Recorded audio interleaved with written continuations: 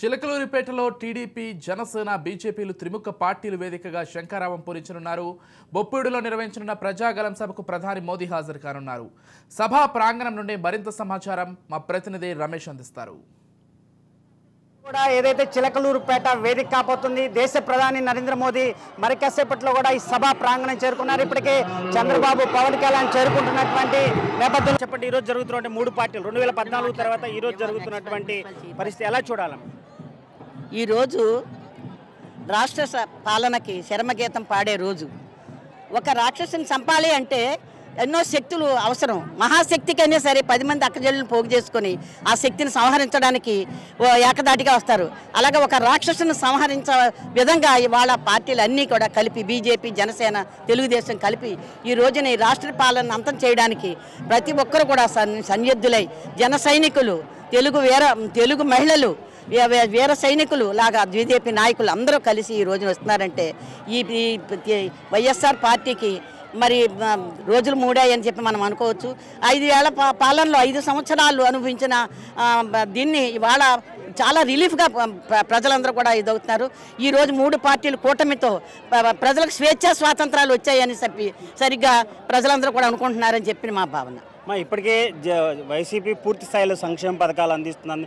3 పార్టీలు ఏకమవటం వలన రాజధానికి సంబంధించి కానీ, అదేవిధంగా ఇక్కడ అభివృద్ధి 3 పార్టీలకు సంబంధించి కలవటానికి కేవలం ఆంధ్రప్రదేశ్ అభివృద్ధి అని చెప్తున్నారు. ఇది ఎంతవరకు నెరవేరిద్ది అంటారు? ఖచ్చితంగా రాష్ట్ర భవిష్యత్తు కోసం, రాష్ట్ర అభివృద్ధి కోసమే 3 పార్టీలు కలవడం జరిగిందండి. ఖచ్చితంగా ఏదైతే అనుకున్నామో అదే జరుగుతుంది. 2014లో విజయం సాధించాం, కానీ 2024లో ఘన విజయం సాధించబోతున్నామండి. ఇది గ్యారంటీ. వైసీపీ కూకటి వేళ్లతో సహా పెకిలించేస్తుంది ఖచ్చితంగా. ఇది పరిస్థితి. 3 పార్టీలు ఏకమవడం ఖచ్చితంగా ఆంధ్రప్రదేశ్కి అభివృద్ధికి ఒక పునాది అని చెప్తుంది. జనసేన పార్టీకి సంబంధించిన రాయపాటి అరుణ ఉన్నారు. సార్ చెప్పండి, మేడం చెప్పండి, ఈరోజు జరుగుతున్నటువంటి సభ 2014 తర్వాత 10 సంవత్సరాల తర్వాత ఈరోజు 3 అధినేతలు ఇక్కడ చేరుకోబోతున్నారు.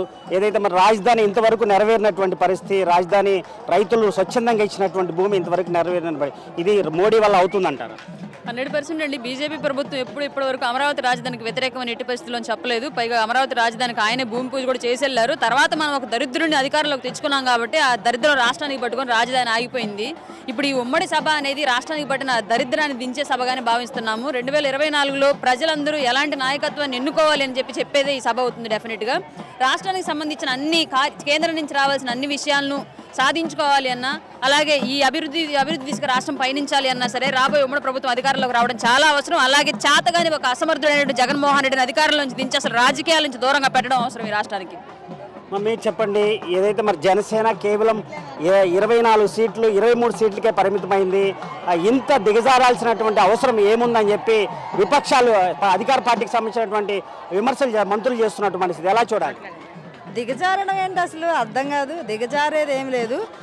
మాకు రాష్ట్ర ప్రయోజనం ముఖ్యం, దాని తర్వాతనే అది. ముందు రాష్ట్ర ప్రజలు ఏ పార్టీ అయినా పనిచేసేది ఎవరి కోసం? రాష్ట్రం కోసం పనిచేయాలి. సో దానికి త్యాగానికి మేము సిద్ధమయ్యాం. ఎందుకంటే బీజేపీ అలయన్స్లో కావాలి కాబట్టి ఇద్దరి మధ్య సీట్ల సర్దుబాటులో కొంచెం తక్కువ తీసుకోవడం జరిగింది. అంత త్యాగం చేసే గుణం కూడా ఉండాలి కదా మిగతా పార్టీలకు కూడా.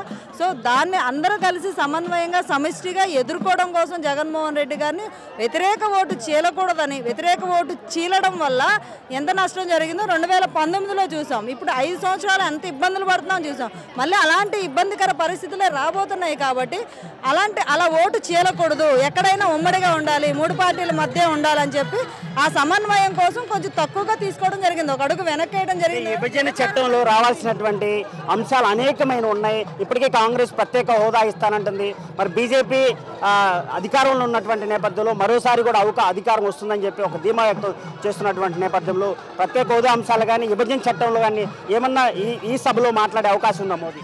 ఈ విభజన చట్టంలో మన రాష్ట్రానికి జరగాల్సిన 22 అంశాలు ఖచ్చితంగా కూటమి పోరాడుతుంది. రాష్ట్రానికి కావాల్సిన ప్రయోజనాలు తెచ్చి తీరుతుంది. ఈ జగన్మోహన్ రెడ్డి గారి అసమర్థత వల్ల మనం తెచ్చుకోలేపాం. ఈ రోజుకి రైల్వే జోన్ కడతాము, మాకు స్థలం చూపించడంటే స్థలాన్ని కూడా కేటాయించలేని అసమర్థ ముఖ్యమంత్రి మనకున్నప్పుడు కేంద్ర ప్రభుత్వం నిధులు ఎలా ఇస్తుంది? తెచ్చుకోగలి వాళ్ళ కేసుల కోసం వెళ్ళి కాళ్ళు కాళ్ళు గడ్డాలు పట్టుకొని వంగి వంగి దొండాలు పెట్టేస్తున్నారు. కానీ ఏ రోజు రాష్ట్ర ప్రయోజనం గురించి ఆయన మాట్లాడలేదు. ఆగిపోయిన పోలవరం పూర్తి చేయాలన్నా, రాజధాని రావాలన్నా, ప్రత్యేక నిధులు రావాలన్నా, ప్రత్యేక హోదా రావాలన్నా, ఉద్యోగాల కల్పనకైనా ఏదైనా కూటమి విజయం ఆంధ్ర రాష్ట్రానికి స్వరాజ్యం తీసుకొస్తుందని మేము గట్టిగా విశ్వసిస్తున్నాం. ప్రజలు కూడా అదే కోరుకుంటున్నారు. 24లో 2024 కూటమి వన్స్ మోర్.